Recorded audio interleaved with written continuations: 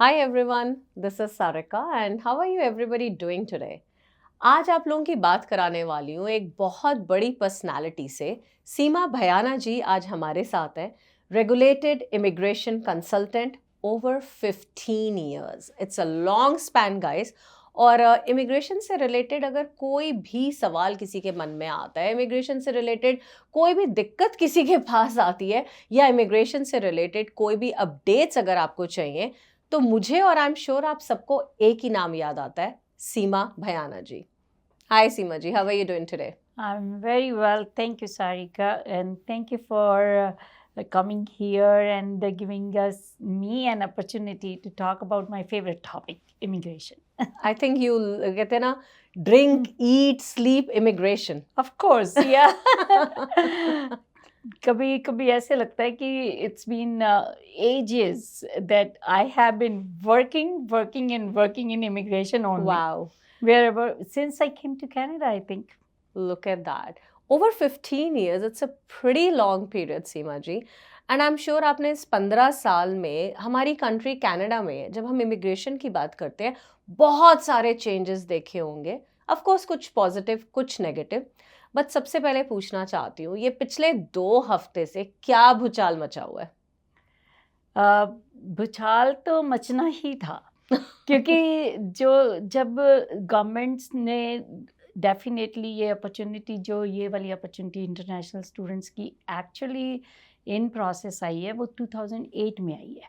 अच्छा। और going back to politics, 2008 में प्रोग्रेसिव पीसी पार्टी थी जी। इन रूलिंग पार्टी जो थी उस टाइम लिबरल्स नहीं थे, अच्छा। पीसी थे। पर PC came out with very good designs about immigration उस टाइम। तो ये एसटी जो स्टूडेंट डायरेक्ट स्ट्रीम कहते हैं, जिसको एसटीएस कहते हैं, वो प्रोग्राम उन्होंने डिज़ाइन किया था तब। तो उससे पहले कोई स्टूडेंट इमिग्रेशन यहाँ नहीं होता था? एज सच नहीं। अच्छा, एज सच नहीं होता Nothing था, was formulated. Formally said about it, क्योंकि इंटरनेशनल स्टूडेंट तो आते ही रहते थे ना यहाँ पे। वो तो जब 90s में हम आए तब भी आते थे पढ़ने के लिए लोग।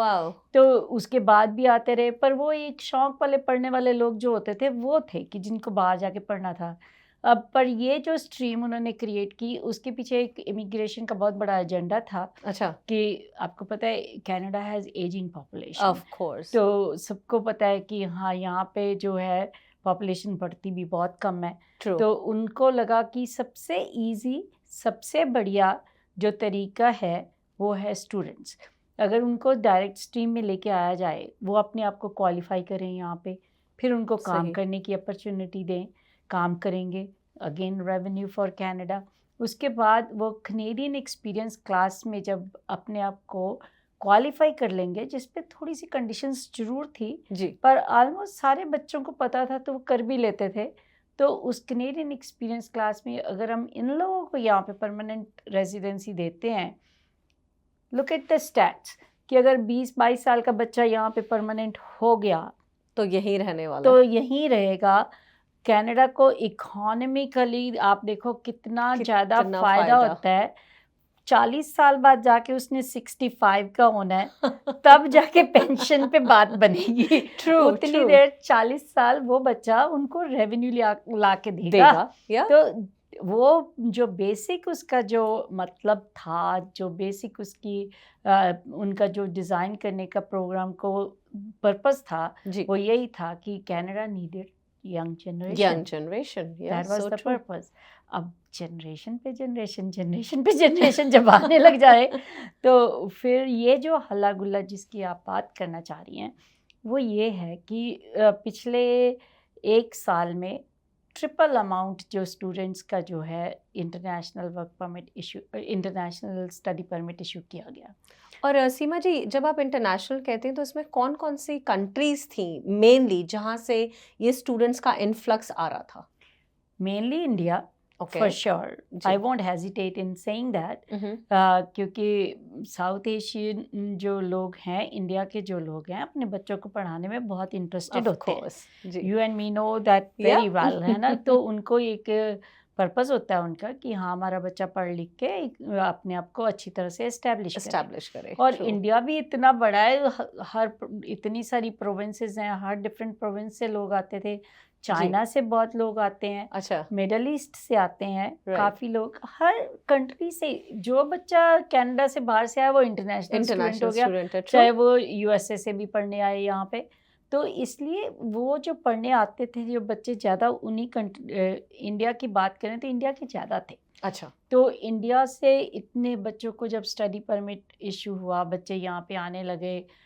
अब आने वालों में पढ़ने वाले भी बहुत थे, ना पढ़ने वाले पढ़ने भी वाले। थे। तो वो जो प्रॉब्लम्स वहाँ से क्रिएट होनी शुरू होती हैं, जब स्कूल नहीं जाना और राइट। इतने बच्चे आ गए उनको।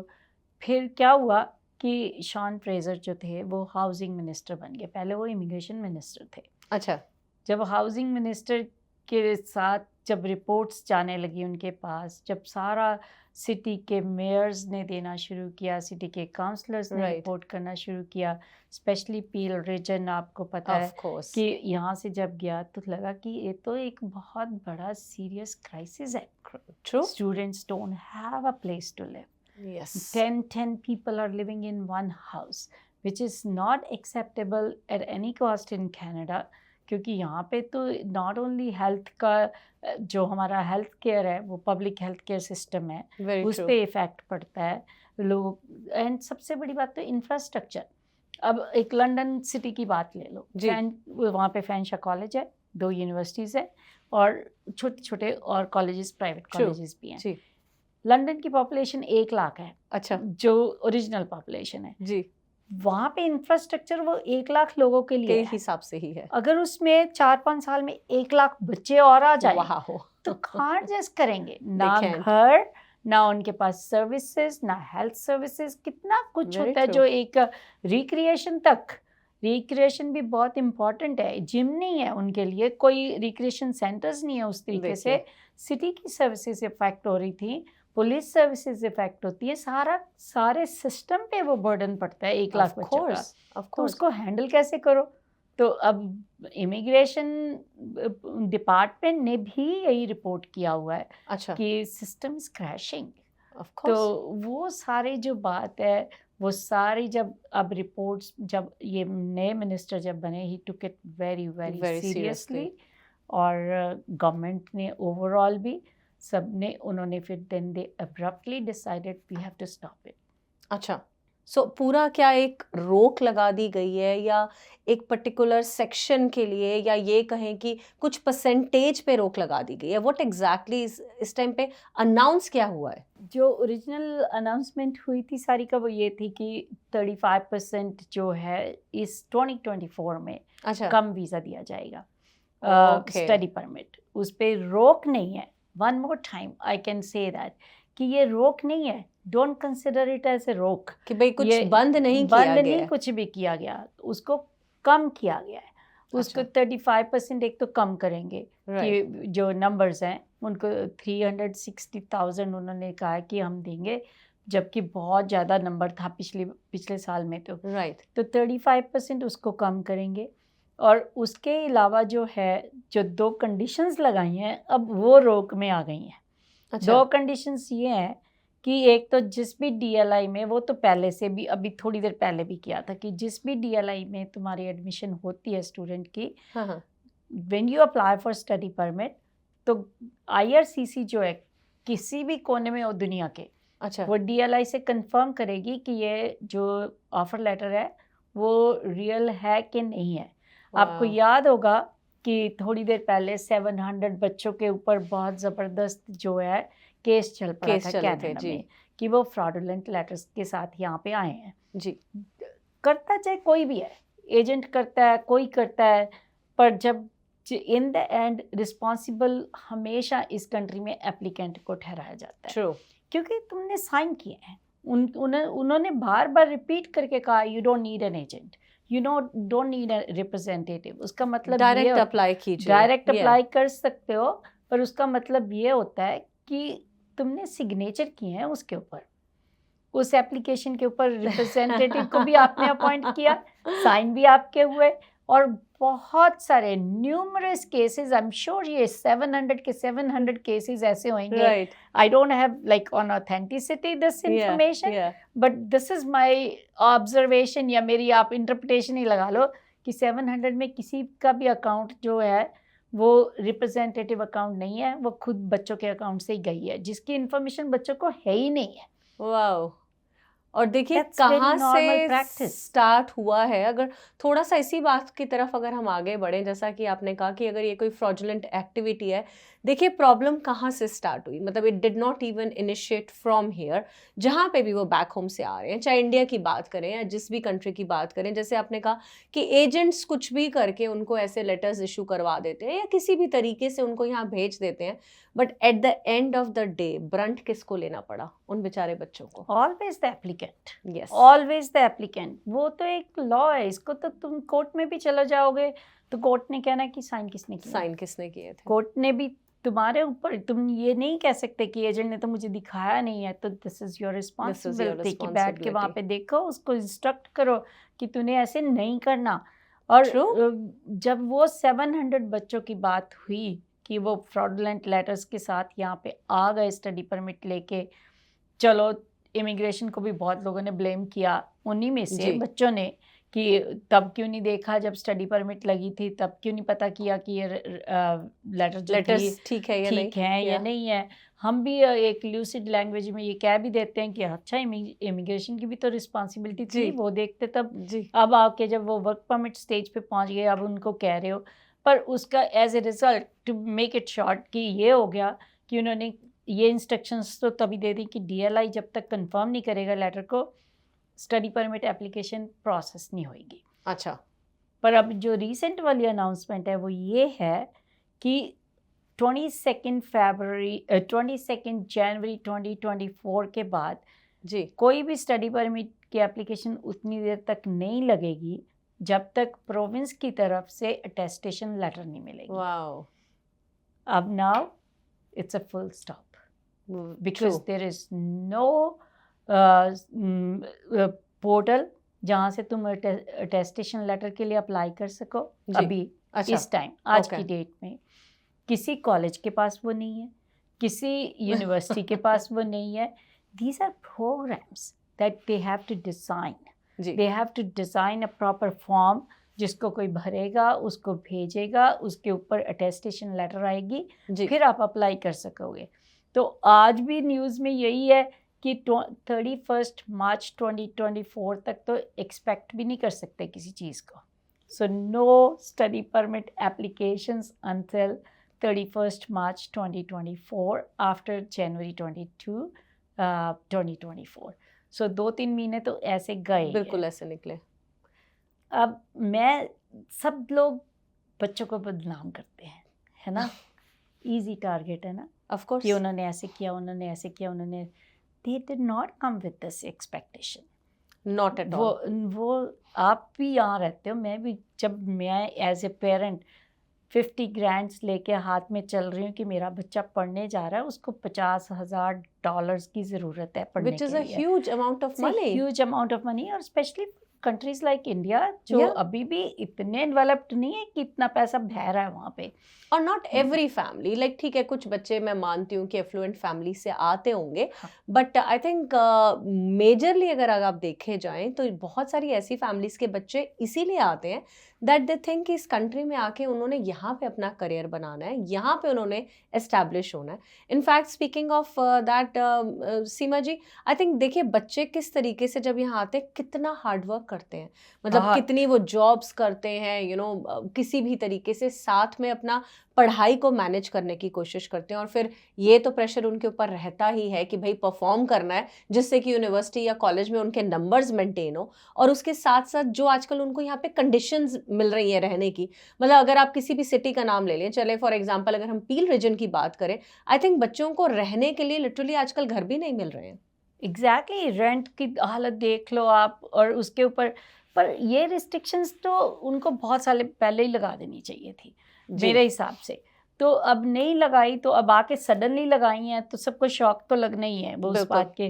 पर ये आप इतने सालों से, मैं नाम नहीं लेना चाहती सारिका, जी आप कभी प्राइवेट जो कॉलेजेस हैं वो भी तो DLI है ना, जी उनकी हालत देखो जाके, जी जो छोटे छोटे 2-2 कमरे 4-4 कमरों में कॉलेज वाह खोल रखे।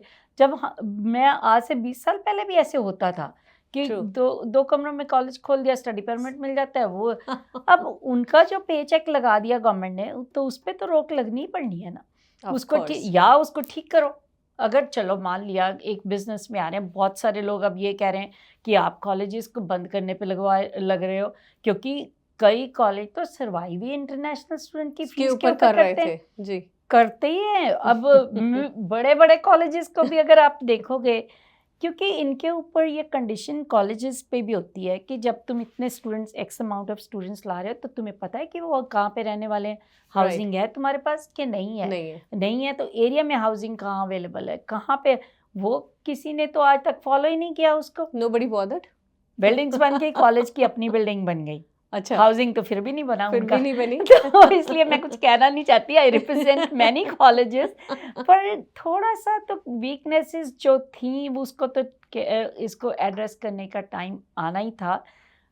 बच्चे फील कर रहे हैं, पेरेंट्स फील कर रहे हैं कि ये ह्यू एंड क्राई है। तो एक बात और भी बता देती हूँ कि ये जो अटेस्टेशन लेटर है राइट वो एक्सटेंशंस के लिए नहीं चाहिए। कई लोगों को ये अच्छा भी लग रहा है कि अब तो हमारा स्टडी परमिट एक्सटेंड ही नहीं होगा, हम तो प्राइवेट कॉलेज में हैं, हम तो, जी या प्राइवेट ना भी हो, उसमें उस कैटेगरी में आई don't know whether you know और नॉट, वो कॉलेज भी उन्होंने कर दिया जो बहुत, जिससे सबसे ज़्यादा शोर मचा राइट हुआ है जी कि जो बच्चे जो सैटेलाइट कॉलेजेस होते हैं, जो पार्टनरशिप में कॉलेजेस ओके खोलते हैं, जैसे किसी प्राइवेट कॉलेज ने नियाग्रा के साथ खोल दिया, शेरडन के साथ खोल दिया, या बड़े जो पब्लिक कॉलेजेस हैं या Right. यूनिवर्सिटीज़ हैं, मास्टर ने काफ़ी दिया हुआ आगे, जी तो उन्होंने जो खोल दिया प्राइवेट कॉलेजेस में, कोई कोर्सेज दे दिए, जो बच्चे वहाँ से पास आउट होते हैं अब उनको वर्क परमिट नहीं मिलने वाले, which is the wow saddest part, which I feel personally कि अगर जो बच्चे पढ़ रहे हैं उनका मुझे फ्यूचर नहीं पता, बट जो उनका पढ़ चुके हैं जो पढ़ चुके हैं, जो अभी कॉलेज में भी हैं, उनका Right. क्या कसूर है? उनका तो कोई कसूर नहीं है ना, वो तो इसी पर आई डोंट नो, वो क्लैरिटी है भी नहीं मुझे कि जो करंट बैच है उसको मिलेगा या नहीं मिलेगा। आई थिंक वो मुझे क्लैरिटी सीमा जी आपको क्या शायद किसी को भी नहीं है बिकॉज अभी जस्ट थिंग्स हैव हैपेंड तो इतना अभी समझ नहीं आ रहा है कि वो कहते हैं ना कि बस जैसे जैसे आगे बढ़ेंगे तो शायद और क्लैरिटी आएगी और समझ आएगा कि how things are gonna unfold I am pretty sure you are absolutely right कि अभी तो गवर्नमेंट को ही नहीं पता कि लोग क्या करने वाले हैं, क्योंकि they are working on it, everybody is working on it. और मैंने जो मुझे फीडबैक इंडिया से भी मिलता है, हम वहाँ से भी पता करते रहते हैं, तो यही लग रहा है कि अभी स्टडी परमिट आ भी नहीं रहे, क्योंकि जो Right. मैंने आपको पहले बात बताई थी कि DLI को कंफर्म करना पड़ता है कि हाँ भी ये जेन्युइन लेटर है या नहीं है। मुझे लगता है कि उसमें जो मेरे सुनने में आया, जो ब्लॉग्स में पढ़ने में या दूसरे फेलो RCIC जी से पता चलता है कि उनको अभी उसी से कंफर्मेशन भी नहीं आती, तो वो कंफर्मेशन नहीं आती तो फिर वो वीज़ा इशू भी नहीं कर सकते। आप देखोगे कि पिछले कुछ टाइम से सब लोग वेट कर रहे हैं for visas to come, defer हो रही बहुत सारी एडमिशन्स, जी सो प्रॉब्लम्स तो न्यूमरस हैं इस कॉन्टेक्स्ट में। अगर हम बात करें, इतनी ओवर एडमिशन्स जो की हुई हैं, वो इतना कुछ है, तो उनसे जब बात शुरू होती है, ख़त्म कहाँ पे करनी है वो तो मुझे पता भी नहीं पर it's a very hot topic at the Of moment, course. And it's a matter of concern, it is a big big concern. Big matter of concern क्योंकि अभी तो वो कहते हैं ना हम बस थ्योरेटिकली इसके बारे में बात कर रहे हैं, जब इसका प्रैक्टिकल असर लोगों की ज़िंदगी में पड़ेगा, स्टूडेंट्स की ज़िंदगी में पड़ेगा, बैक होम उनके पेरेंट्स के ऊपर पड़ेगा, तो आई थिंक तब ज़्यादा समझ आएगा कि कितना ज़्यादा डैमेज इसका हो रहा है या होगा आगे जाके, या exactly what's gonna happen. But Seema ji, यहाँ पे हम बात स्टूडेंट्स की कर रहे हैं, आपने आई एम श्योर बहुत सारे ऐसे केसेस देखे होंगे या लाखों स्टूडेंट्स आपके पास आते होंगे। सो एक जनरल आपसे पूछना चाहती हूँ, जब कोई भी स्टूडेंट यहाँ पे आता है तो स्टूडेंट लाइफ के बारे में what kind of things they go through here, मतलब क्या क्या ऐसी दिक्कतें हैं जो आपको उनसे सुनने को मिलती है। आई एम श्योर आप बहुत सारी स्टोरी सुनती होंगी। Every day. सारिका, मुझे तो ये तो सही बात है आप जो कह रहे हो कि स्टूडेंट सबसे पहले तो सबसे जो इम्पोर्टेंट होता है कि तुम करने क्या आए हो, पढ़ने आए हो, पढ़ते ही नहीं, कॉलेज नहीं जाते। बहुत नंबर ऑफ स्टूडेंट्स आप देखोगे कि उनको ये कोई मतलब ही नहीं है। आप जब आते थे ना बहुत पहले ये प्राइवेट या जो ये कॉलेजेस है जी, स्टेटमेंट उनकी देखो हमारे पास आके क्या बोलते हैं। किसी भी I am sure other people must have seen that too कि मुझे तो उस कॉलेज में जाना है जहाँ पे मुझे ज़्यादा कॉलेज ना जाना पड़े, मुझे काम करना है। अब आई लाइक दैट स्टेटमेंट। अब भैया मैं कहाँ से वो कॉलेज पैदा कर दूँ जब पढ़ाएगा ही नहीं कॉलेज, तो कॉलेज किस बात का है। पर they hear from other people कि नहीं इस कॉलेज में चल जाओ, यहाँ तो 2 दिन क्लास लगती है उसके बाद लगती नहीं है। राइट। अब तुमने असाइनमेंट्स देनी है और यहाँ पे तो कितना आपके बच्चे इस कॉलेज गए, यूनिवर्सिटी गए, मेरे बच्चे गए हैं, तो हमें पता है कि कितना दिन से रात तक वो पढ़ते हैं यूनिवर्सिटी में जाके, तब जाके कहीं उनकी एक असाइनमेंट पूरी होती है। तो वो इतना ओवरवर्क्ड वैसे ही होते हैं, तो उसके साथ साथ काम भी करना है। फाइनेंशियल प्रेशर्स बहुत ज़्यादा हो जाते हैं, बहुत ज़्यादा, थोड़े भी नहीं। अब एक बच्चा, छोटी छोटी एग्जाम्पल्स हैं, जिसने कभी अपने किचन में घुस के भी नहीं देखा इंडिया में, ग्रेड 12 किया उसने, तब तक तो बच्चे पैम्पर्ड होते हैं, वो तो बड़े ही नहीं होते इंडिया में तब तक तो। उसके बाद यहाँ पे आ गया, उसको सबसे पहली फिक्र तो अपने खाने की होती है। या कौन सबसे पहले कौन बनाए, कोई माँ नहीं बैठी यहाँ पे। तो वो जो चैलेंजेस हैं उसको मैं हमेशा ये कहती हूँ कि ट्रेन करके भेजो अपने बच्चों को। This is what your life is going to B.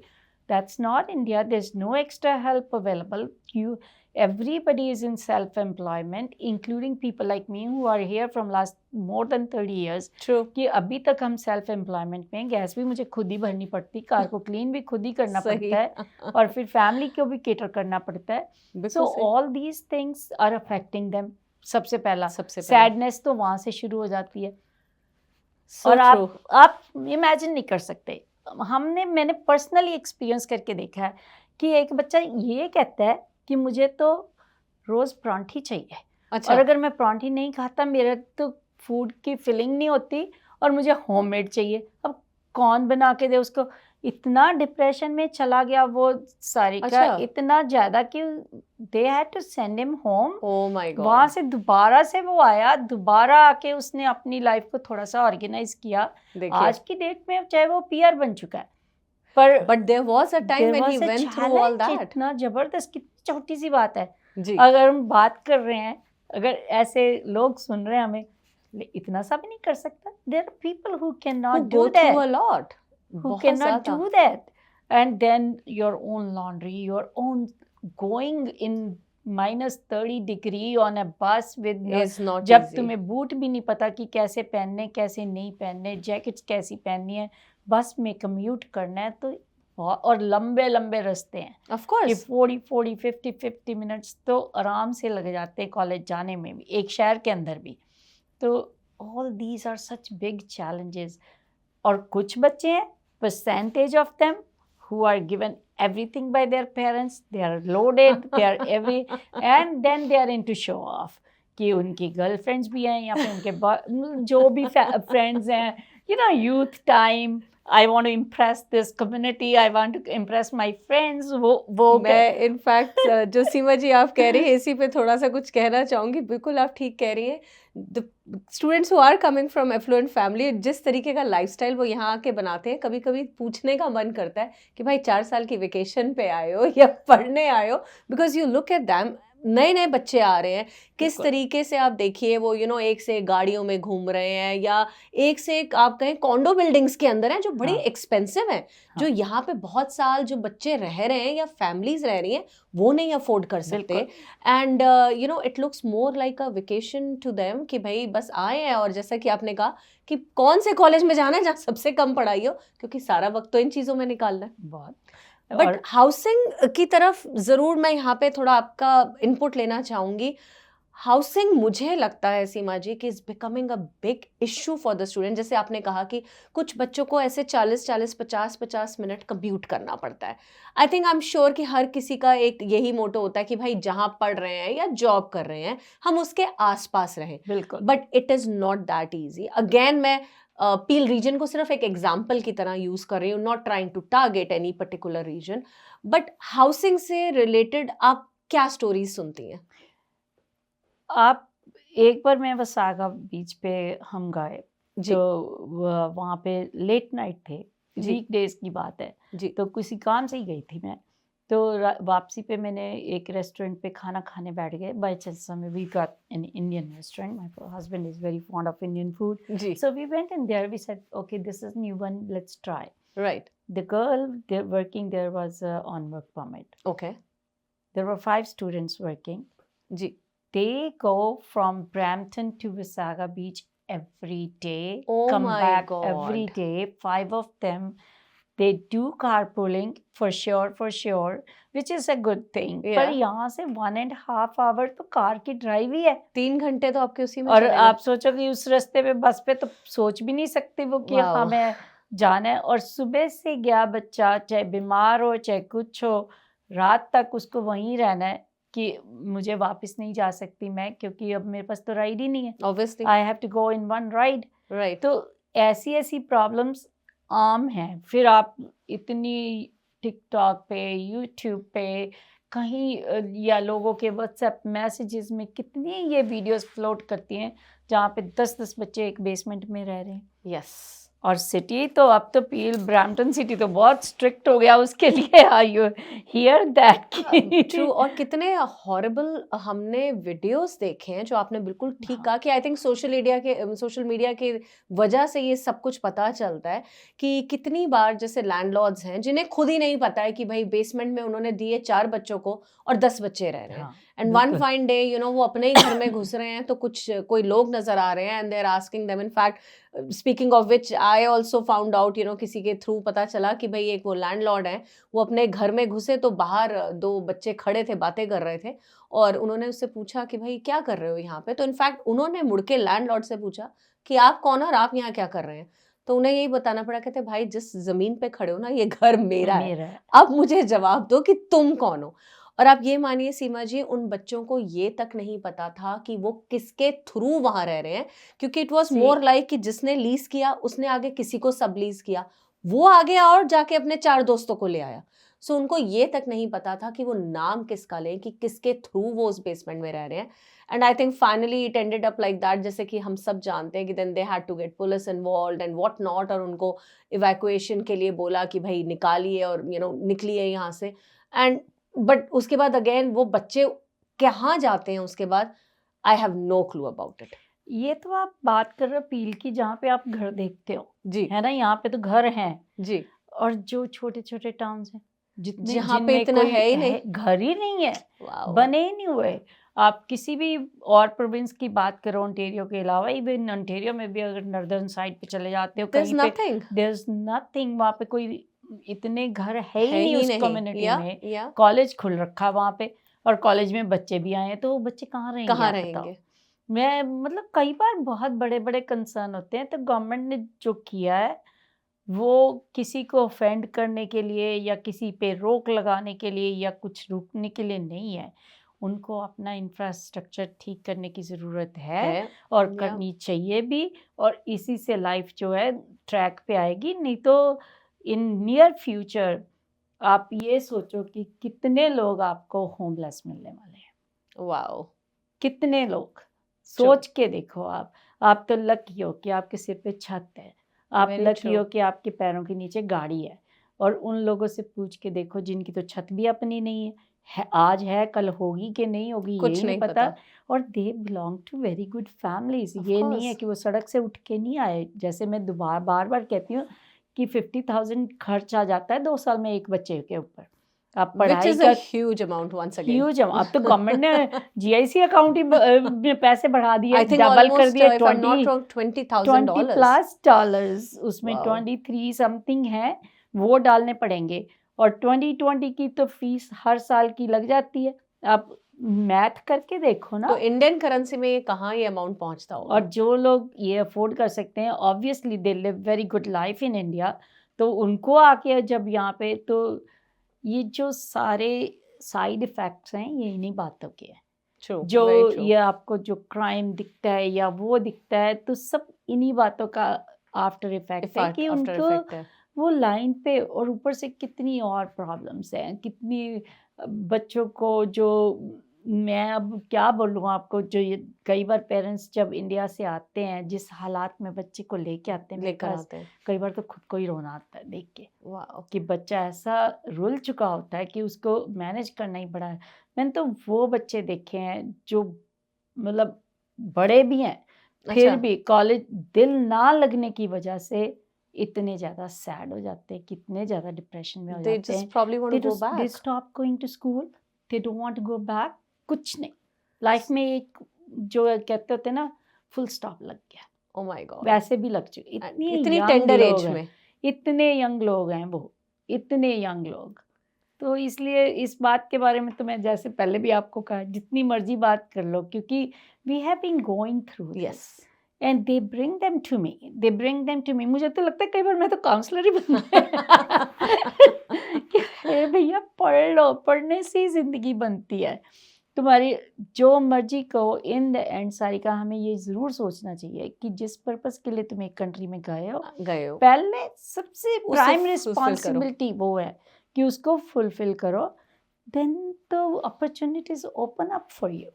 Very बहुत ज़्यादा, वेरी ट्रू, थोड़ी भी नहीं, बहुत तो ज़्यादा। इसलिए मैं तो ज़रूर कहना चाहूँगी कि this is something that we all as community people, as citizens of Canada, as permanent resident in this country, it's our responsibility as well कि इन सब बच्चों को प्रॉपरली गाइड किया जाए। किसी भी जगह आपको ये मिले, आप उनको डिस्ग्रेस्ड लुक से मत देखो, वेरी ट्रू। मत देखो। वो ह्यूमन बींग्स हैं, किसी के बच्चे हैं, और हमारे अपने बच्चों की तरह, हमारे बच्चों की तरह हैं। They need our support. हाँ, मैं मानती हूँ कि वो कई बार बिगड़े बच्चे भी आते हैं, कई बार अपने बच्चों को भी तो संभालते हैं ना। अगर तुम्हें मौका मिलता है तो do give them, you know, lot of support what you can. मैं तो जब से इस प्रोफेशन में हूँ, मेरे को नहीं लगता कि मैंने अपनी पर्सनल लाइफ में कभी इन बच्चों से 5 पैसे कंसल्टेशन के चार्ज किया हूँ। क्या बात, क्या बात। Honestly, I'm saying so on nice. like social media this Yeah, thing. that is I've so never nice. ever charged them consultation money. That is so nice. So सीमा जी, इतने ज़्यादा इमिग्रेशन से रिलेटेड फ्रॉड्स की आजकल खबरें आती हैं, और you know एक जनरली हमें पता नहीं चलता है कि ये फ्रॉड किसके साथ हो रहा है और किस लेवल पे ये फ्रॉड हो रहा है। बहुत सारे बातें होती है उसमें। अब if you look back in the news, Global Mail ने भी ये जी। कई बार टच किया इसको, सीबीसी ने भी बहुत बार टच किया कि जो स्पेशली अगर हम न्यूज़ पंजाब की देखें तो आप मतलब सोच भी नहीं सकते कि वहाँ पे कितनी बार ये बात जी। वहाँ पे फैलती है। वहाँ पे सोशल ग्रुप्स बन गए हैं, ऑर्गेनाइजेशंस हैं जो इन बातों के ऊपर अब चेक भी रखती हैं। अच्छा। कितने सालों से क्या हो रहा है कि लड़का लड़की में से जिसके पास भी स्ट्रॉन्ग आइल्स है, चाहे ग्रेड 12 भी किया है, 19 इयर्स की भी है, शादी कर दो। अच्छा। ताकि दूसरा बंदा साथ में चला जाएगा। वाओ। तो वो जो बातें हैं, इतना बड़ा टॉपिक बन चुकी थी इंडिया में भी, पंजाब में स्पेशली।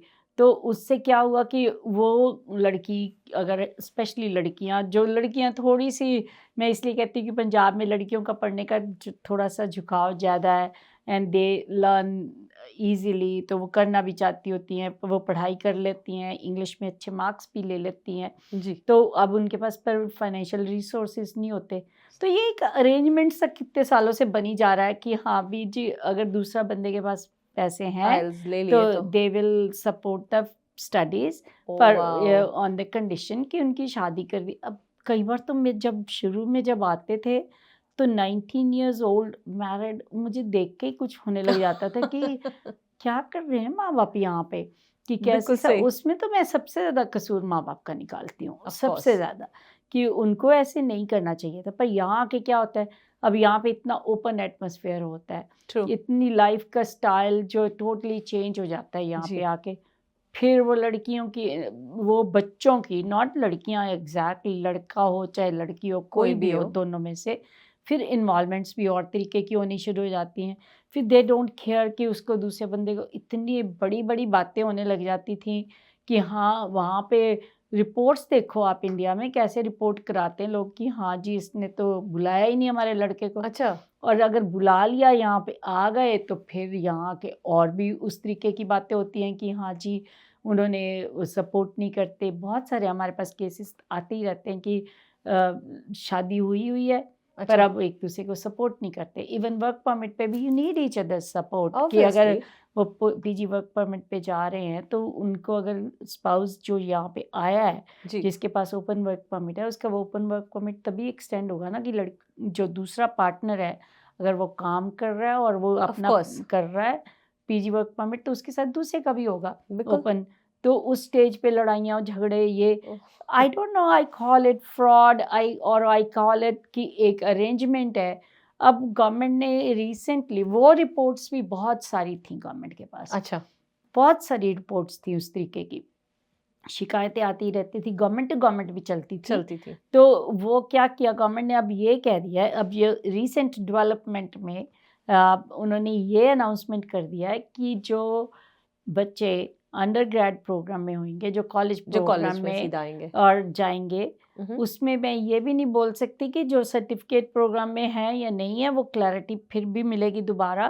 पर उनका सिर्फ जो बच्चे मास्टर्स करने आए हैं ओके या पीएचडी प्रोग्राम्स में इन्वॉल्व हैं उनके स्पाउसेस को तो ओपन वर्क परमिट दिया जाएगा। अच्छा उससे नीचे जो भी पढ़ाई कर रहा है उसको कोई वो ओपन वर्क परमिट नहीं मिलेगा उनके स्पाउस को। वाह हो उस पे भी एक चेक बड़ा सॉलिड लगा दिया गया है और आई थिंक शायद लगना भी चाहिए था और जिनकी हो चुकी है शादियां मैं तो उनके बारे में सोचती हूँ कि उनका अच्छा। क्या होगा ना कि जिन्होंने पहले कर ली अभी अप्लाई भी और नहीं अभी हुआ तक अभी apply हुआ हुआ भी नहीं नहीं। प्रोसेस भी नहीं हुआ। वाओ तो पर I want to clear one more thing here that restriction is only for as far as I can read into that news और जी। जो notification आई हुई है कि उसमें सिर्फ स्टडी परमिट के टाइम पे रिस्ट्रिक्शन है okay but once they go on work permit maybe not अच्छा maybe at that time when they have a good job or they can support their spouse well जी तो maybe they can try to bring them here on open work permit।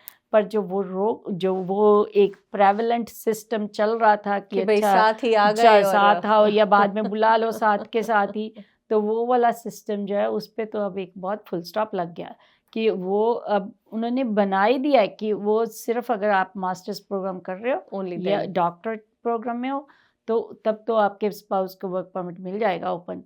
पर other than that you are not even eligible anymore उसके उनके हिसाब से तो और ये आई मुझे तो थिंक यही मेरी रीडिंग है उसमें। बहुत अच्छी बात आपने सीमा जी कही है जो आपने बताई कि जिस हिसाब से रिपोर्ट से पता चलता है जो गवर्नमेंट तक लेकर गए कि भाई यहाँ आके एक दूसरे को सपोर्ट नहीं कर रहे हैं या यहाँ आके maybe sometimes they don't even want to live together तो देखिए नई प्रॉब्लम्स भी तो स्टार्ट होती हैं डाइवोर्स जैसी बातें आ जाती हैं या और तरीके की चीज़ें आ जाती हैं।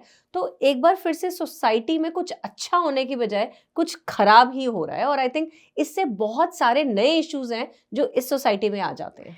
बिल्कुल। और I don't think we are at a platform that where we can get into those personal things कि किसी के साथ क्या हो रहा है पर एट द सेम टाइम कुछ तो हो ही रहा है ना कुछ तो जिसका गलत हो रहा है और वो न्यूज़ में दिन रात आता है। यस ये सारी तरफ मतलब दिख रहा है और बच्चों का डिप्रेशन दिख रहा है जो आसपास हैं हमारे बिग थिंग उनको दिखता है कि हाँ एक जो जिनकी रियलिटी में हुई होती है जो जी। एक पार्टनर्स होते हैं। जी इंडिया में क्या होता है मैं इंडिया बार बार इसलिए पहुंच जाती हूँ क्योंकि वही है जो ज़्यादा हमारे साथ जो कनेक्टेड होते इंटरेक्ट हैं करते हैं या पता interact चलता करते है हैं। जी वहाँ पे एक support system family support system होता है। सो ट्रू तुम्हारे मैरिज काउंसलर्स तुम्हारे पेरेंट्स हैं वहाँ किसी प्रोफेशनल के पास नहीं जाने जाना की पड़ता जरूरत नहीं पड़ती आइदर और कि चाहे वो लड़की के पेरेंट्स हों चाहे लड़के के पेरेंट्स हों तो वो तुम्हारे मैरिज काउंसलर्स होते हैं मैरिज काउंसलर्स और तुम्हारी शादी को टिकाए रखते हैं। प्रॉब्लम्स तो हर एक की होती है ब्यूटीफुली सेड हर एक की प्रॉब्लम्स होती है तो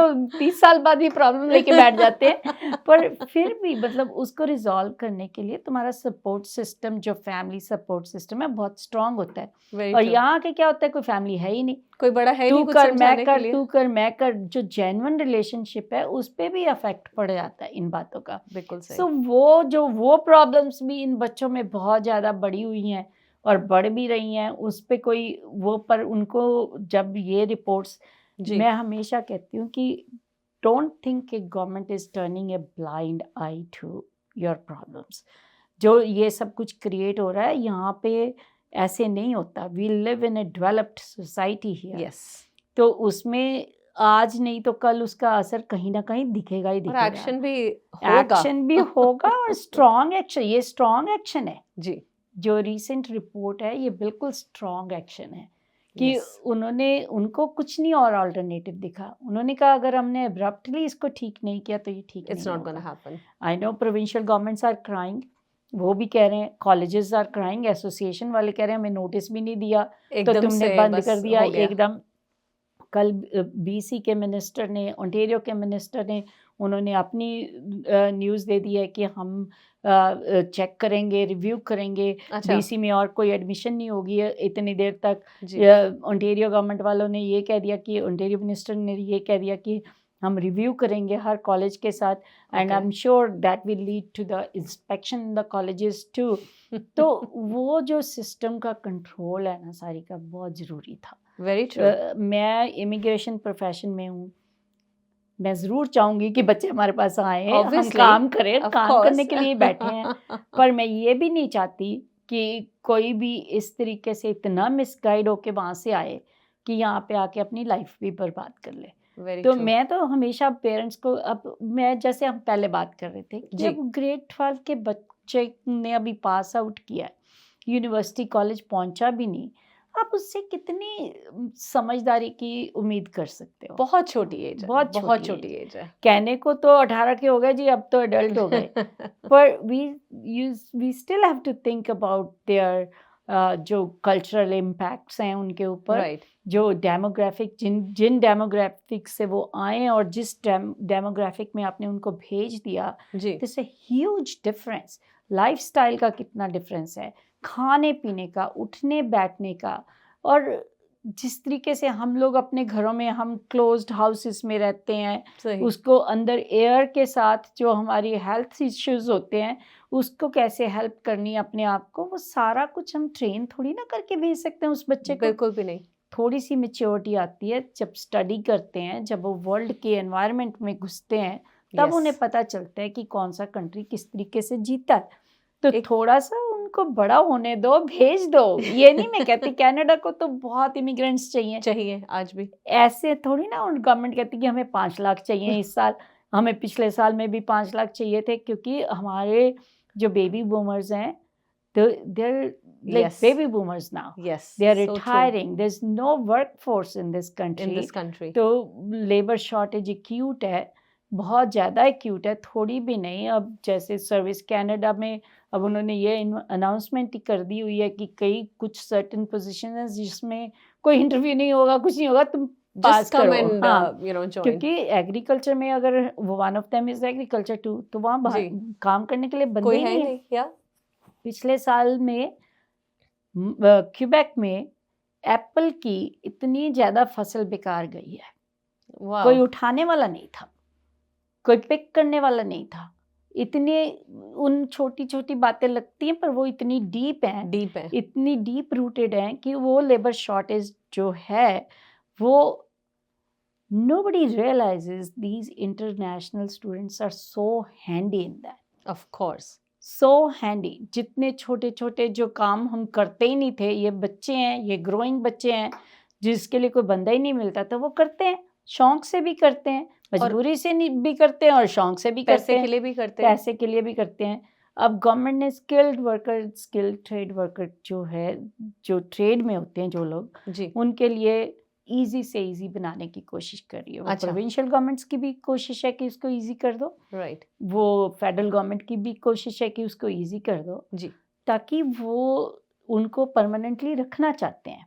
क्योंकि आई थिंक उसकी रिक्वायरमेंट भी है, जैसा कि आप बता रहे हैं कि इतने काम करने वाले लोग ही नहीं हैं। जब मेजर जॉब्स के लिए नहीं है तो स्किल्ड वर्कर तो एक बहुत ही स्पेसिफिक कैटेगरी हो जाती है। तो बिल्कुल अगर आप उनको रिटेन नहीं करेंगे तो आगे आने वाले सालों में यह काम कौन करने वाला है?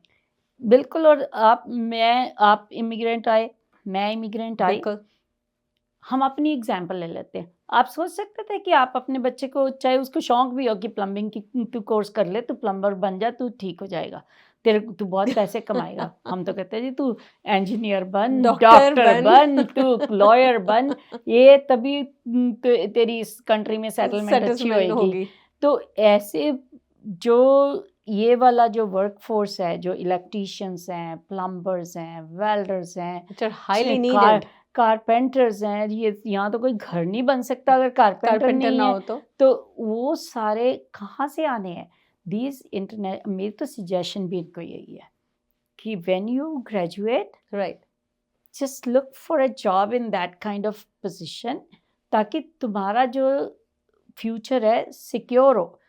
अगर तुम पढ़ने Yes. आए हो, तुम्हारा दिल नहीं लग रहा बिजनेस में, तुम्हारे पास थोड़ा सा भी इंटरेस्ट है, चेंज करो प्रोग्राम, HVAC का करो। HVAC कितने पैसे कमाता है? Highly, $80 मिनिमम उसका per hour per hour rate का है रेट है ना? सही। तो HVAC का करो, इलेक्ट्रिशियन का करो, कल को तुम ग्रो हो उसमें और इतना तुम पैसा कमा सकते हो, तो तुम काम करो उस तरीके से। वो गाइडेंस इनको बहुत ज़बरदस्त ज़रूरत है। पर अब वहाँ पे कोई जो एजेंट्स का जो प्रेवलेंट जो दौर चल रहा है ना, वो भी बड़ा मिसगाइडिंग है। मैं आई एम सॉरी टू से सो, पर कभी बच्चे की स्ट्रेंथ नहीं देखते कि किस में इसकी स्ट्रेंथ है कि इसको वहाँ पे भेज दो। The idea उसमें is भेज just दो। to just send them here, just be course में एडमिशन मिल रहा है। हाँ, किस में? बिजनेस ही बिजनेस। तो आप देखोगे 90% बिजनेस ही है। दैट्स माय एग्जैजरेशन, 90% नहीं है बिजनेस में, पर बिजनेस में काफी हद तक, काफी yes. हद तक, The क्योंकि वो percentage is very high. Easiest to go in. तो इसलिए मैं तो, मेरी सजेशंस तो हमेशा यही होती हैं कि सबसे इम्पोर्टेंट है पढ़ना, पढ़ने Yes. के बाद काम करना, काम करने के बाद मुझे तो ये फोकस करना है कि मेरी PR कैसे होगी। PR कैसे होगी? अब जिस Once चीज के I'm लिए PR, फाइनली आए हैं हाँ, हम यहाँ, वंस आई एम परमानेंट, और गवर्नमेंट अपॉर्चुनिटी दे रही है। ऑफ कोर्स, अगर आप उनके रियलिस्टिक उसमें स्टेटमेंट्स में जाओगे तो गवर्नमेंट तो साफ ही कहती है कि ये प्रोग्राम पढ़ने के लिए है, तुम्हें PR दिलाने के लिए नहीं है। जी। ये जो हमने बनाया है, तुम पढ़ो, तुम यहाँ पे एक्सपीरियंस गेन करो, if you like, and if you qualify, you apply for your PR, otherwise you can go home and work there too. Yeah, her education ले कंट्री ली ऐसे ही है, yeah. हर कंट्री ऐसे है, कोई कनाडा अकेला नहीं है। US में तो देते ही नहीं PR, कितनी ग्रीन कार्ड लेने में सदियां लग जाते हैं। 20-20 साल शायद लोग 20-20 आई साल, थिंक वहाँ कोई शिकायत नहीं करता। और देखिए कितने लोगों के साथ ऐसा है कि जो आपने ये 20-20 साल वाली बात कही, वाकई में कि लोग इतने इतने साल US को छोड़ के बाहर नहीं जा पाए और उनके घरों में बैक होम या कहीं पे भी कोई भी कुछ भी हुआ, they could not leave the country because उन्हें पता था वापसी का कोई रास्ता ही नहीं है। बिल्कुल बिल्कुल। और आप कितने, मतलब वो बात, हम तो लकी हैं कि कनाडा में हैं ये बच्चे। यस, कि ये कनाडा अपॉर्चुनिटीज तो देता है ना, आते जाते रहते हैं बहुत। और कितना हाँ, कुछ मैं इनके लिए इजी है। तो ये, मुझे तो ये है कि अगर तुम ठीक ट्रैक पे रहते हो, you can never fail in this country. So true. जब तुम, हाँ अभी चैलेंजेस बहुत हैं, सारे बच्चे आके मुझे कह देते कि अच्छा एक्सप्रेस एंट्री तो नीचे ही नहीं आता, कुछ नहीं भी, इतने इतने पॉइंट्स पे चला गया तो हमारी PR होएगी कैसे? Go to other provinces, there are hundreds of Yes. Programmes, why are you accumulating in Ontario Ontario only? only. तो ओंटेरियो में रहना है तो स्किल ट्रेड का काम करो, अगर नहीं रहना ओंटेरियो, अगर बाहर जा सकते हो तो कहीं पे भी अपने मतलब का प्रोग्राम ढूंढो। मैं तो, मेरी एक रिलेटिव है, क्लोज रिलेटिव थी, आज से अच्छा। 10 साल पुरानी बात है, 10 जी। से भी ज़्यादा हो गए, 10-12 साल पुरानी बात है। जी। तो मुझे कहती कि I am going to go after graduation, college कर लिया, जी।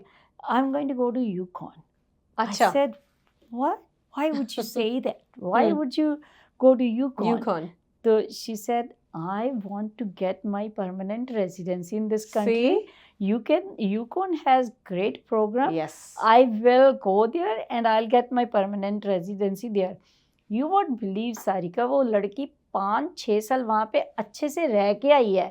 She made money, she did her like thing, and then she moved to Calgary, became a realtor और सब कुछ. Look at that. ये मैं ये कहती हूँ, this is the land of opportunity. Opportunities. देखो कहाँ पे क्या है तुम्हारे लिए.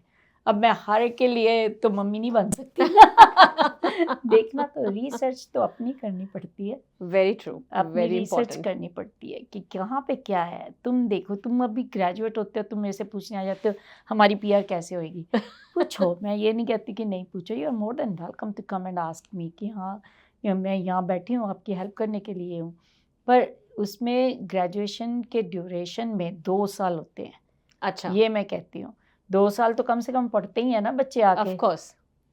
जिस दिन वो तुम्हारे पास आते हैं तुम पूछो तुमने अपनी वेस्ट करवा ली, जो ग्रेजुएशन करके आते हैं इंडिया से, जो जी। डिग्री करके आते हैं। नहीं अभी तो मैंने शुरू भी नहीं किया। अच्छा नहीं शुरू किया, जॉब क्या है? कुछ नहीं है, ऐसे ही मतलब निक नैक किधर ही या कोई जनरल हेल्प की है।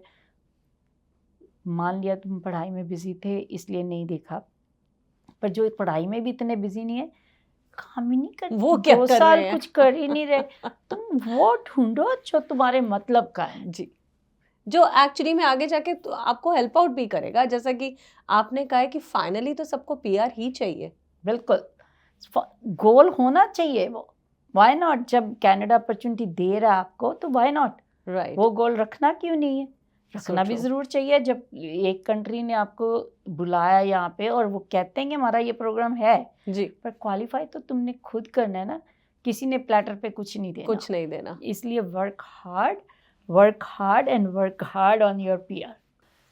सो Seema ji, first of all तो बस यही कहूँगी कि इतना सारा नॉलेज का भंडार है आपके पास, और बहुत अच्छा लगता है जब हम स्पेशली अपने स्टूडेंट्स के लिए इतनी सारी इन्फॉर्मेशन लेकर आते हैं, और आप जैसे एक वेटरन कहूँगी इस फील्ड की, कि आप इतनी अच्छी एडवाइस उनके लिए देती हैं। हमने अभी बहुत सारी बात की सीमा जी, और स्पेशली हमने स्टूडेंट्स की एज को लेके भी थोड़ा डिस्कशन करा कि जब बहुत टेंडर एज में आते हैं तो बहुत सारी चीज़ें उन्हें समझ नहीं आती। ऑफ कोर्स ये डिसीजन उनका है कि उन्हें किस एज में यहाँ आना है, आप और मैं इसका डिसीजन लेने वाले नहीं हैं। बट जिस एज में भी आते हैं, कुछ ऐसी बातें, कुछ एडवाइस, कोई टिप्स जो आप उनके लिए दें, या फिर एक ऐसा एप्रोप्रिएट एज जो आप कहें कि भाई इस एज में जब आप आते हैं तो it probably gives you more chances to get your PR here. बिल्कुल सारिका, देखो जो अभी रिसेंट चेंजेस करे हैं उन्होंने कि हाँ हम अंडरग्रेड वाले बच्चों के स्पाउसेस को जी, ओपन वर्क परमिट नहीं देंगे, तो उसके पीछे एक रीज़न तो ये है ही है ना कि वो देख रहे हैं कि उस एज ग्रुप में जो है प्रॉब्लम्स ज़्यादा हैं Of course. In comparison to the other ones. जी, तो अब मास्टर्स प्रोग्राम के लिए आए, तो मास्टर्स का जैसे ओंटारियो की बात कर लो, जी, कल परसों ड्रॉ आया 1040 जो मास्टर्स ग्रेजुएट हैं उनको उन्होंने इनवाइट किया अच्छा, कि आप हमारे साथ पीआर करो। अच्छा, और वो प्रोग्राम एक ऐसा प्रोग्राम है जिसमें कोई एक्सपीरियंस ही नहीं चाहिए। वाह, सिर्फ अगर आप मास्टर्स ग्रेजुएट हो ओंटारियो से, किसी भी यूनिवर्सिटी से हो ओंटारियो की, क्या बात, तो आप उसमें एलिजिबल होते हो। तो जी, उसकी अदर कंडीशंस हैं वो फुलफिल कर ही देते हैं बच्चे। ऑफ कोर्स, तो उसमें इंग्लिश वगैरह की, तो उसके अलावा मास्टर्स डिग्री ही चाहिए ओंटारियो से और कुछ नहीं कुछ चाहिए। भी नहीं चाहिए। हाँ, तो और सेम फॉर पीएचडी टू, तो उनको इनवाइट किया गया, 1000 से ऊपर लोगों को इनवाइट किया है। तो Very there are nice. So many programmes जो उस लेवल पे तुम्हें चैलेंज से बचाते हैं। तो Yes. मैं ये नहीं कहती कि अगर ग्रेड 12 किया तो आप मत आओ, Of course. पर पेरेंट्स को मेरी ये एडवाइस तो पेरेंट्स के लिए है कि मॉनिटर ज़रूर करो अपने बच्चों को, कि ज़रूर बिल्कुल देखो सही। कि जैसे आप इंडिया में करते हो वैसे ही यहाँ पे talk to them every day, ask them questions every day, कुछ भी हो देखो कहाँ पे हैं, कुछ भी उनको कोई नीड तो नहीं, कोई बात तो नहीं ऐसी कि जो उनको चैलेंज लग रही हो यहाँ पे, उसमें आप दूर बैठे बैठे कैसे हेल्प कर सकते हो। तो इस तरीके की जो बातें उनका ध्यान रखो। पर जब पीआर की तरफ अगर हम जो एक्सप्रेस एंट्री का हाल है इस टाइम जो उसको देखते हैं, तो मेरे हिसाब से जो ग्रेड 12 के बच्चे यहाँ पे आए हुए हैं, वर्क परमिट पे भी चले गए, LMIA भी है, बेस्ट इंग्लिश भी कर ली, तब भी बेचारे उस लेवल पे नहीं पहुँच पाते। वाओ, उस लेवल पे कौन है? जिनका इंडिया से एक्सपीरियंस है, जिन्होंने बहुत सारी पढ़ाइयाँ करी हुई की हैं, हुई हैं। मास्टर्स की हुई हैं यहाँ पे, वहाँ से भी मास्टर्स की हुई हैं अच्छा, और काम भी करके आए हैं, यहाँ के भी काम कर लिया, इंग्लिश भी अच्छी है, तो उनका तो लेवल वहाँ पे पहुँच जाएगा। पहुंच गया। पर आप नंबर्स अगर देखोगे पूल में, तो उनका तो बहुत बड़ा नंबर्स है ऐसे लोगों का। वाओ, तो उनके साथ कैसे compete करना है? या अगर आप सीरियस हो पढ़ाई के लिए, आपका बच्चा सीरियस है, अपने बच्चे का तो सबको पता होता सबका है ना, पता होता है, तो बिल्कुल। आप ज़रूर भेजो। यहाँ पे बहुत अपॉर्चुनिटीज़ हैं, यहाँ पे ओंटारियो में नहीं है। तो ओंटारियो में जैसे मैंने पहले भी बोला कि स्किल ट्रेड की बहुत सारी अपॉर्चुनिटीज़ हैं, और अगर नहीं है तो दूसरी प्रोविंसेस बहुत हैं हमारे बहुत यहाँ है पे, हमारे जहाँ पे पास। जाके अभी मैंने अपने रिलेटिव की जो एग्जांपल दी है यूकॉन की, तो that is I am like honestly telling you this कि वहाँ पे भी जितनी भी प्रोविंसेस हैं उनके अपने अपने कोई ना कोई प्रोग्राम ज़रूर है, और True. बच्चे जा भी रहे हैं, बच्चे बिल्कुल वहाँ सही। पे जा भी रहे हैं और वो सीरियसली काम भी कर रहे हैं। तो मैं इनफैक्ट सीमा जी, सॉरी आपको यहाँ पे इंटरप्ट करूंगी, एक मुझे बात याद आ गई और शायद मैंने आपको शायद इस बारे में पहले भी बताया था। मैं 2 समर पहले I went to Yellowknife हाँ और टिम हॉर्टन के ड्राइव थ्रू लाइन में थी। और जब वाकई में मैं उस लाइन में ड्राइव थ्रू पे गई, तो जो बच्चे वहाँ पे सर्व कर रहे थे वो इंडियन बच्चे थे। और मुझे देख के बहुत हैरानी हुई कि येलो नाइफ, मेरे कोई जानने वाले रहते थे, वरना जनरली देखिए, आप बताइए, आप ओंटारियो में रह के भी आप कब येलो नाइफ जाते हैं? आई थिंक बिल्कुल शायद 20 साल की, मेरे यहाँ पे 20 साल हो गए हैं मुझे, शायद मैं पहली बार गई थी, वो भी क्योंकि कोई जानने वाला था। बिल्कुल बिल्कुल अदरवाइज आई थिंक थोड़ा सा नॉर्दर्न लाइट्स का हमें इंटरेस्ट होता है कि कभी कभी समर और विंटर में नॉर्दर्न लाइट्स नजर आ जाती हैं, तो मे बी कोई इक्का दुक्का इंसान वहां चला है। तो मैंने आउट ऑफ क्यूरोसिटी उनसे ये बात पूछी, मैंने कहा यहाँ कैसे, क्योंकि आई थिंक पंजाब से वो बच्चे थे, तो आप खुद सोचिए, आपके दिमाग में आता है कि भाई यंग बच्चे हैं, पंजाब से सीधा येलो नाइफ ये कहाँ पहुंच गए? और it is a lot of research that probably they must have done. तो देखिए क्या उन्होंने, बच्चों ने अपना पाथ ढूंढा। वो बच्चे एक्चुअली में कैलगरी में पढ़ते थे, और उन बच्चों ने ये बताया कि जो 4 महीने की समर वेकेशन होती है, जैसे अप्रैल में जनरली कॉलेज या यूनिवर्सिटीज बंद हो जाते हैं और सितंबर तक उनके पास टाइम होता है, for those 4 months they go to Yellowknife and they work there. First कि उनके पास वर्क एक्सपीरियंस आ जाता है, और दूसरा उनकी जो पे स्केल है, जैसा कि हम सब जानते हैं इन पर्टिकुलर प्रोविंसेस में थोड़ा ज्यादा है, so they make a lot of good money. तो I was like wow, I mean जो आपने ये बात कही प्रोविंशियल वाली, this is happening, but I think जब तक आप जैसे लोग नॉलेज नहीं देंगे, लोगों तक शायद ये बात पहुंचेगी नहीं। ऐसे तो ध्यान देना भी चाहिए, और मैं तो पेरेंट्स को एक सबसे जो ज़रूरी उनको बात में कन्वे भी करना चाहती हूँ, डोंट गो टू समबडी। मुझे पता है इंडिया की जो एडवर्टाइजमेंट, जो मीडिया, जो सोशल नेटवर्क है, वो जिस तरीके का है, तो सबसे बड़ा जो डैमेज हो रहा है, जो अनस्क्रूपलस पीपल जो तुम्हें मिल जाते हैं, जिनके साथ जो एजेंट्स कोई आपको इन्फॉर्मेशन देते ही नहीं।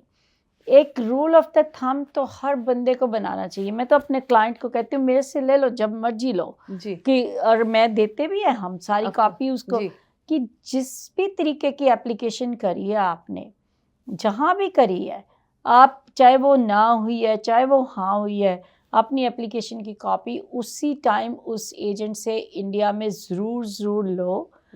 जब आप यहाँ पे आते हो, जब मैं उसको पूछती हूँ कि क्या डाला था, मेरा 2 साल का गैप था, मुझे तो ये नहीं पता कि मेरे एजेंट ने क्या डाला है उसमें। ये सच ए कॉमन स्टेटमेंट, भाई तुम्हारी एप्लीकेशन है, इन द एंड तुमने, तुम्हारा पूरा हक है उनसे लेने का, legally you can take it from them. तो अपनी एप्लीकेशन के खुद जिम्मेवार बनो। अगर डलवाई भी है, किसी ने डाली भी है आपके बिहाफ पे, तो take full information from them. जो आपने उनको दिया है हमेशा कॉपीज दो, क्योंकि सब कुछ ऑनलाइन है, किसी को कोई ओरिजिनल डॉक्यूमेंट नहीं चाहिए होता। सारी कॉपीज जो होती हैं वो जाती हैं एप्लीकेशन के साथ, ओरिजिनल हमेशा अपने पास रखो। ये टिप्स अपने साथ लेके चलो, क्योंकि जब भी हम एप्लीकेशन दोबारा करेंगे तो यहाँ पे आके कुछ भी करोगे आप, छोटा सा एक TRV भी अप्लाई करोगे, तो आपकी इंफॉर्मेशन अगर कंसिस्टेंट नहीं होगी, that can lead to misrepresentation on your behalf. So वो बहुत सीरियस हो जाता है। तो इसलिए मैं तो ज़रूर एडवाइज़ है कि हर बंदे को अपनी एप्लीकेशन की कॉपी ज़रूर लेनी चाहिए। एक जिम्मेवार जो कंसल्टेंट है, आई थिंक उसकी रिस्पॉन्सिबिलिटी 6 साल तक रिकॉर्ड रखने की होती है। अच्छा, देखिए, तो इसलिए आप अपने जो ये सारे, वो वहाँ तो कोई लाइसेंस वाले जो हैं बहुत लिमिटेड लोग हैं, क्योंकि I think government is taking very serious action on that too कि लाइसेंस होना चाहिए। उनके अपने प्रोविंसेस के भी लाइसेंस होते हैं, अच्छा, इंडिया में भी जी, तो वो आके तुम्हें चेक भी करते हैं वो लोग। तो अगर आप किसी एजेंट के साथ बात कर रहे हो, मेक श्योर कि वो एक, या तो सबसे इम्पॉर्टेंट है कि CICC मेंबर ही होना चाहिए, या उनके ऑथराइज्ड एजेंट होने चाहिए।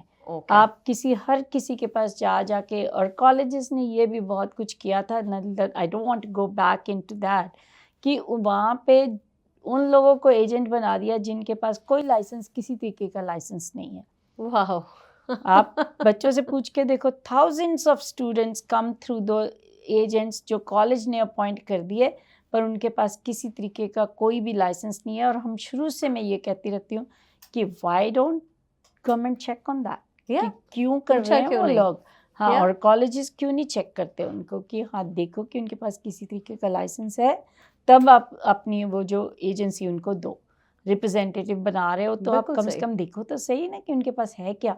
बाद में वही जैसे हम हमेशा कहते हैं सीमा जी, ब्रंट किसको लेना पड़ता है? उन बच्चों को जो यहाँ देखिए अपनी फैमिली को छोड़ के अकेले बैठे हुए हैं, everything comes down on them. वो हैंडल नहीं कर पाते, ये बहुत बड़ी बात है कि वो हैंडल नहीं कर पाते उन बातों को।